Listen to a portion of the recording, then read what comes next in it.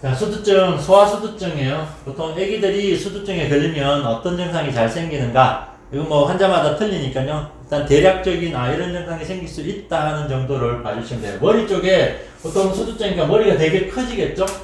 뇌압이 되게 커지면서 대두증. 물론 허약 상태에서 소두증이 생기면서 수두증이 걸리는 경우도 있어요. 이건 이제 허약 상태에 따라서 소두증이 생길 수도 있다는 거. 자, 그리고 보통은 이제 이 전형적인 수두증, 그게 뇌압이 높아지면서 생긴 수두증이라는 증상을 놓고 보는 거예요. 머리가 커지면서 대청문이 안 닦이면서 대청문이 융기가 돼요. 그러니까 애기들 뇌압이 높은 경우 여기 대청문을 만지면 이렇게 볼록 튀어나와 있어요. 팽팽해요, 만져보면. 뇌압이 되게 많이 걸려 있는 거죠. 물이 이렇게 빵빵하게 차서 밀어내니까 대청문이 융기가 되고요. 하고 압력에서 이렇게 물어내니까 두개골이 이렇게 봉합이 돼야 되는데 두개골 봉합이 안 되고 이게 두개골이 열려 있는 상태, 두개골 봉합이 지연되는 경우, 이렇게 압력에서 머리가 커지고 있는 경우야. 그럼 뇌압이 당연히 상승하고 하게 되겠죠. 그러니까 압력이 뇌에서 이렇게 확 밀으면서, 그러니까 뇌실이 커지면서 뇌를 압박하고 두개뼈 자체도 밀어내는 상황이라는 거예요. 그러면 뇌압이 상승하면서 두통이나 두피 정맥도 팽창을 하게 돼요. 그리고 뇌에 엄청나게 자극들이 걸리고 뇌신경의 교란이 일어나기 때문에 경련, 발작, 경직, 각궁관장이라는 건 한의학적인 증상인데요. 아기가 뒤로 이렇게 활처럼 뒤로 이렇게 뒤집어서 넘어지는, 발작을 하면서 활처럼 이렇게 머리가 뒤로 이렇게 가슴 쪽이고요. 이렇게 뒤로 뒤집어지는 증상이에요. 이건 뭐냐면 가슴에서 열이 이렇게 얼굴로 치고 가면서 확 뒤집어지면서 경련 발작을 하는 걸 각궁관장이라고 해서 열에 의한 손상이에요, 이것도요. 그리고 대뇌 손상이 생기겠죠. 머리에 손상이 일어나고 인지장애도 머리 쪽에 잘 생기는 증상이에요. 자, 이거 말고도 다양하게 우리가 수두증 때문에 생기는 증상들이 있어요. 자, 눈에 보통 애기들 눈을 보면 수두증으로 안구가 혼탁돼서 눈이 안 맑아요. 그러니까 눈이 뿌옇게 심한 수두증 애기들 같은 경우는 눈을 보면 눈이 이렇게 뿌연 안개 같은 게 끼어 있어요. 안구가 혼탁해져 있는 수두증 환자들도 있어요. 이것도 역시 열의 손상을 받은 경우에 잘 생기는 거예요. 안구운동 장애가 있죠. 타시가 있거나 안구가 다다다다닥 떨려요. 보면 수두증 애기들은 눈을 자세히 봐야 돼요. 눈의 운동성이 어떠하냐. 어떤 애기들은 눈을 위로 이렇게 뒤로 이렇게 뒤집는 애기도 있어요. 왜냐면 열이 이렇게 치고 올라가면 눈알이 위로 계속 올라가요. 그러니까 치밀어 오르는 증상이 많은데 눈알이 이렇게 뒤로 자꾸 넘어가고요. 나중에 이 수두증이 오래되면 선셋 증상에서 눈알이 보통 이 가운데 있어야 되는데 선셋은 눈알이 이렇게 아래쪽으로 딸려요. 해 떨어지듯이 눈알이 이렇게 하는 거, 이게 선셋 증상이라는데, 이건 보통 만성적인 수두증으로 힘이 약해져서 머리가 이렇게 주눌 때 눈이 아래로 쭉 딸리는 증상이 생겨요. 수두증이 좀 진행된 만성화된 증상은 선셋 반응을 해요. 그리고 아까 열에 의해서 발작이 되는 머리가 눈알이 위로 이렇게 뒤집어 넘어가기도 해요. 그러니까 눈의 움직임도 애기들의 증상, 기운의 변화를 보는데 상당히 중요해요. 또 상하로 이렇게 운동하는 애들뿐만 아니라 눈알이 좌우로도 이렇게 왔다 갔다 하는 애들도 있고요. 눈알이 다다다다닥 떨리는 애들도 있어요. 그러니까 눈이라는 것이 인체 머리하고 얼굴 쪽, 이 기운이 어떻게 반응하고 있는가를 보여주는 거예요. 애기들 같은 경우는. 그래서 눈의 초점도 중요하고, 안광도 중요하고, 눈 구조의 상태도 중요하고, 눈의 운동 상태도 중요해요. 이런 것들이 얘가 기본적으로 의도하지 않게 선천적으로 나타난 몸의 상태가 그대로 눈에 반영되는 모습이라서 애가 허약한 건지 열의 손상을 받은 건지 기운이 치밀어 오르고 있는 게 아니고 기운이 다 떨어져서 기운이 하수가 되고 있는 건지도 눈을 보고 판단할 수 있어요. 자, 그 다음에 또 한 가지가 애기들인 경우에 흉추나 척추에 항물이나 융기가 있어요. 쉽게 얘기하면 뇌척추 여기에 또 흉추 여기에 얘가 선천적으로 가슴에 열이 되게 많아서 열이 증폭되는 애들은 이 가슴에서 열이 증폭되면서 가슴이 이렇게 불룩 튀어나와요. 새가슴처럼 융기가 되고, 이쪽 중에 열이 이렇게 여기 튀어나오고 여기 쑥 들어가고 하는 이런 척추가 기운이 흉곽에서부터 열이 채이거나 다른 쪽의 허약 상태로 인해 갖고 발달을, 애기들은 되게 말랑말랑한 뭐 찰흙 같은 거란 말이에요. 어떻게 주무르느냐에 따라 전체적인 모습이 다 그대로 각인이 돼버려요. 그래서 수두증 환자 애들 중에 가슴이 새같이 뿔룩 튀어나온 애들인데 반대로요. 가슴이 이렇게 여기가 쑥 꺼져 들어가는 애도 있어요. 그러니까 숨을 쉬면 가슴이 이만큼 쑥 꺼져버려요. 여기 단중이라는데 이 스터넘이라는 이 뼈, 여기 그 갈비뼈를 잡아주면 뼈가 쑥 꺼져버려요. 그러니까 여기가 쑥 함몰된 여기도 있어요. 이거는 보통은 심장이 약한 것 또는 선천적으로 심폐기능이 약한 애들 같은 경우는 이 흉곽 자체가 오히려 이렇게 안으로 말려 들어가서 오목하게 꺼져 있는 걸 볼 수 있어요. 그래서 보통 흉곽이 이렇게 튀어나와 있으면 가슴에 애가 어떤 식으로 열을 받았구나 라는 걸 알 수 있고요. 또 이 경추에서부터 척추로 이렇게 따라가면서 척추의 융기와 함몰을 잘 보셔야 돼요. 이게 타고나면서 애가 자기가 발달하는 과정에서 척추를 똑바로 세우지 못하고 보통 우리가 여기 기운들이 오르락내리락 하면서 이 척추를 사실은 발달하는 과정에 척추를 쭉 세우는데 거기에 선천적으로 어떤 장애가 생기면 척추가 융기와 함몰이 나요. 보통 심한 문제 꼽추가 되는 거죠. 근데 수두증 애기들 보면 선천적으로 문제가 있는 애들이 이쪽이라든지 이쪽 같은 경우가 이렇게 울퉁불퉁한 경우가 많이 있어요. 이것도 선천적인 허약인 경우에 척추에 융기 또는 함몰이 많고요.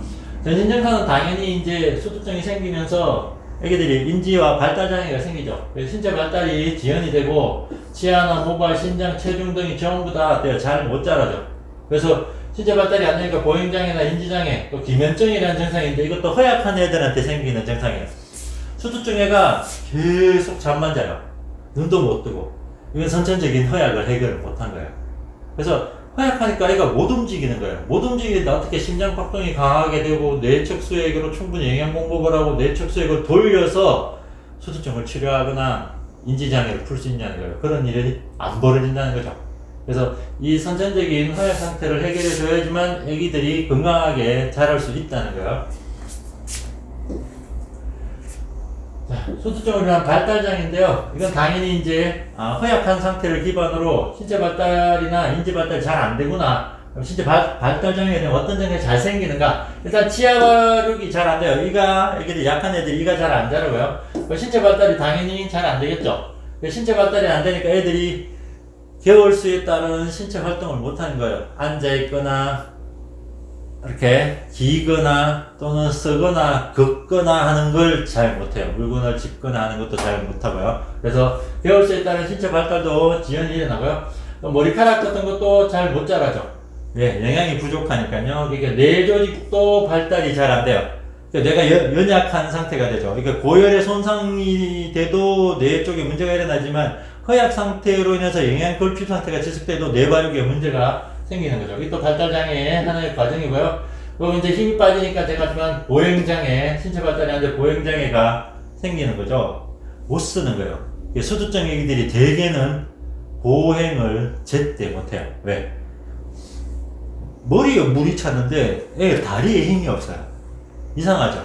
근데 인체 전체 상태를 보면 허약을 기반으로 하는 경우에는 그러니까 전체적으로 심장 쪽에서부터 머리 쪽으로 기운을 충분히 못 올려주고 영양이 결핍되면 신경 발달도 떨어지지만 인체 양기의 활동도 떨어지고 또 근육이나 구조의 힘도 약해져서 실제로 어때요? 걸을 수 있는 힘, 그러니까 걷기 위해서는요 우선적으로 경추에 힘이 붙어야 되고 목을 가누어야 되죠. 그 다음에 척추에 힘이 들어가야 돼요. 그래 앉아 있을 수 있어요. 그 다음에 허리에 힘이 들어간 상태에서 어때요? 앉아서 꼿꼿하게 버텨낼 수 있어야 되고 그 다음에 기립을 할 수 있는 거예요. 그러니까 걷기 위해서는 경추에서부터 흉추, 요추, 다리까지의 모든 기운들, 근육들이 다 원활해야지만 보행을 할 수 있는데 허약한 애들이 이 과정에서 문제가 일어난다는 거예요. 그 부분을 보충을 하지 못하면 수두증으로 인한 보행장애가 오랫동안 지속이 되거든요. 그 다음에 이제 뇌에 인지적인 문제가 일어나죠. 언어 발달이 잘 안 되고 말을 잘 못하고 청각의 문제도 생기게 되고요. 그래서 인지 발달이 지연되면서 애가 학습장애나 이런 것들이 잘 생길 수 있죠. 그래서 빨리 치료를 해주는 게 좋아요. 그래서 지능 저하도 당연히 일어날 수 있고요. 자, 보통 한의학에서는 이 발달이 느린 걸 오지라고 그래요. 5가지 느림이 있다. 그게 여기 보면 그냥 봐주세요. 입지 잘 못 쓴다. 기립을 잘 못하네. 행지 잘 못 걷네. 자, 치지죠. 이가 나는 게 되게 느리네. 그거 발지죠. 머리카락이 되게 늦게 나네. 어지죠. 말을 되게 늦게 하네. 느리게 하네. 이게 전부 다 허약 상태로 나타나는 거예요. 애기들이 허약하면 이런 발달장애, 신체 발달장애나 인지 발달장애를 하는데 수두증 환자들도 역시 허약을 기반으로 일어나는 경우가 많기 때문에 수두증 애들도 이러한 발달장애 증상을 상당히 많이 가지고 있다는 거예요. 자, 그럼 성인수두증은 이제 성인수두증도 기저질환에 따라서 정말 많은 증상이 있는데요. 대표적으로 수두증 때문에 또는 수두증이 나타나는 경우에 많이 일어나는 3대 증상이라고 이야기하는데 이게 첫 번째가 보행장애예요. 그러니까 하지가 무력해서 걷는 것들이 힘이 빠져서 잘 못 걸어요. 우리가 이제 이렇게 다리에 힘이 없으니까 걷는 것들이 어때요? 이렇게 어그적 이렇게 걸으신다는 거예요. 다리에 힘이 없어서. 자, 이게 파킨슨 환자들이 걷는 거랑도 사실 비슷한데요. 파킨슨 환자들은 굳어서 잘 못 걸어요. 근육이 빳빳하게 경직이 돼서 그래서 로봇처럼 이렇게 걷는 모습을 보이는데 수두증 환자의 보행장애는 빳빳하게 굳었다가 아니고 힘이 없어서 허물허물해서 무력해서 잘 못 걷는 모습이에요. 그런 차이도 있어요. 하여간 성인 수두증 환자들이 대부분이 보행장애를 호소를 하게 돼요. 그 다음에 인지장애. 보통 이제 건망을 많이 호소하죠. 기억력이 자꾸 떨어집니다. 머리가 멍하니까요. 왜? 수두증이 나타날 만큼 머리가 어떤 손상을 지속적으로 받은 거거든요. 그러니까 머리의 기능이 떨어질 수밖에 없어요. 뇌 기능이 떨어질 수밖에 없으니까 뇌 기능이 떨어지면 1차적으로 느끼는 게 인지 쪽의 문제죠. 그래서 건망을 많이 호소하고요. 뇌 위축이 되게 많이 진행된 같은 경우는 치매로 넘어가는 경우도 많아요. 세 번째가 이제 수두증이랑 좀 생뚱맞게 소변을 못 가리네? 요실금이 생겨요. 성인 수두증. 자, 하지 쪽에 무력. 이게 오히려 머리 쪽의 증상은 인지장애뿐이고 오히려 하지, 무력, 요실금, 대변실금, 쉽게 배꼽 아래에 힘이 빠져요. 한의학적인 증상으로 보면요, 배꼽 아래에 우리 사람 몸에 단전, 양기가 있는데 성인 수두증 같은 경우는 노화로 인해서 양기가 약해지는 거예요. 그게 뇌척수에 영향을 미치고 뇌척수액의 흐름이나 생성 또는 흡수에 문제를 유발하는 경우에 양기 허약을 끼고 오는 경우가 상당히 많아요. 그러니까 양기가 허약하니까 머리 쪽에는 소통이 안 돼서 수두증이 생겼는데 실제로 양기가 배꼽 아래에서 힘이 빠져버리니까 요실금, 이렇게 연세 드시면 소변을 못 참고 자주 보죠. 그러니까 이게 수두증이 없는 노인이라도 양기가 빠지면 연세 드시면 소변을 잘 못 참는 경우가 많거든요. 그러니까 양기가 없으니까 아래쪽에도 힘이 빠지는 증상이 생기는 거예요. 이게 전부 다 노화와 양기 허약에 의해서 생기는 증상이에요. 그것 때문에 수두증이 성인들한테 잘 생긴다는 것도 기억해 주시면 좋아요.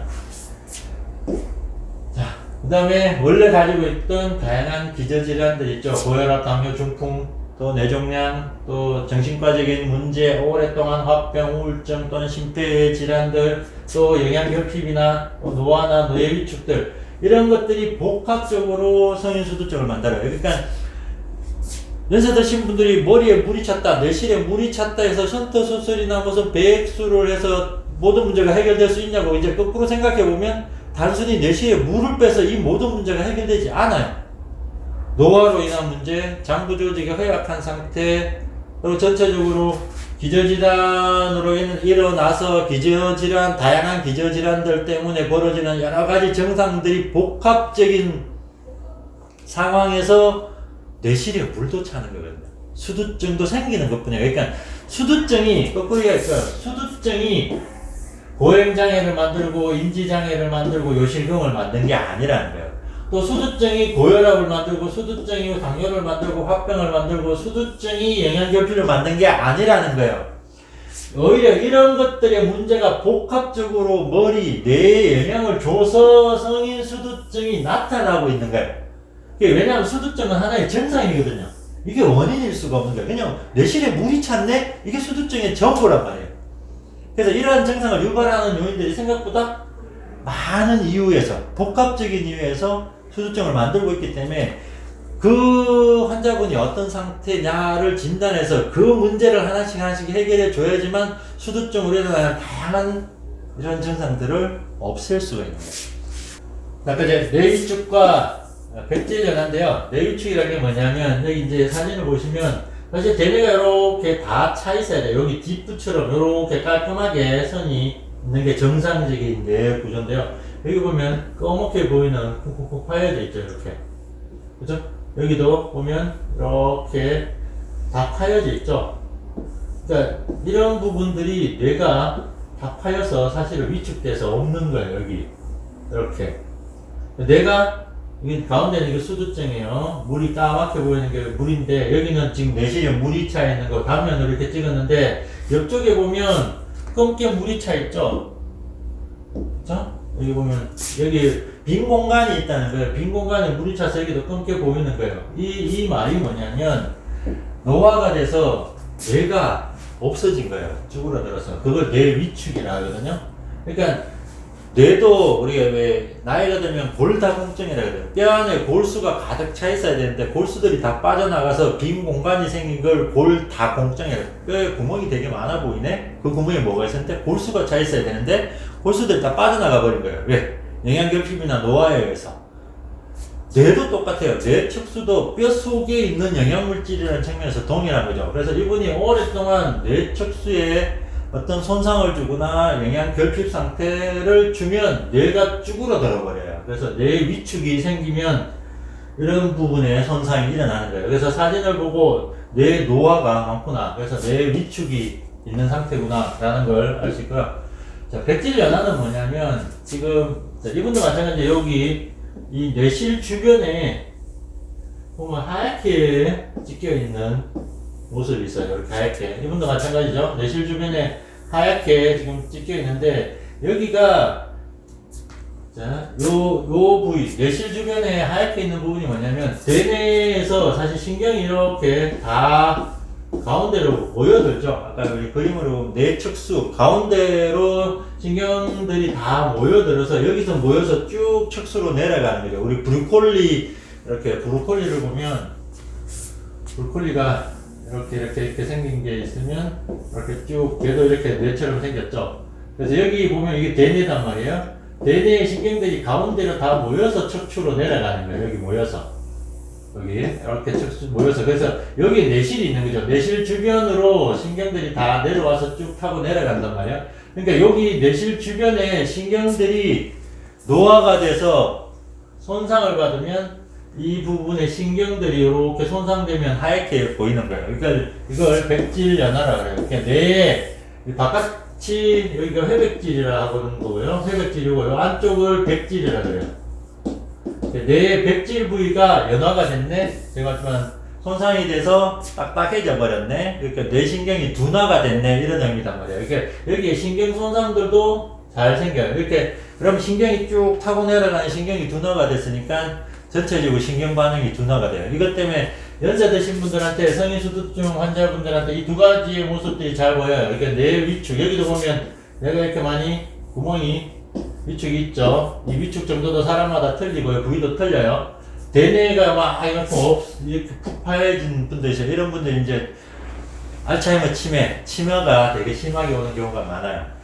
보통은 이제 영양결손 상태가 있느냐 하는 부분을 많이 보는 거고요. 두 번째가 이제 뇌실 주변으로 백질연화의 상태가 있느냐. 이 백질연화의 상태가 있으면 뭐 보행장애가 좀 더 문제가 돼요. 그러니까 좀 더 치료를 오래 해야 되는 상황이 된다는 거예요. 이렇게 성인수두증의 뇌위축과 백질연화의 상태가 있구나 라는 정도도 그냥 기억해 두시면 돼요.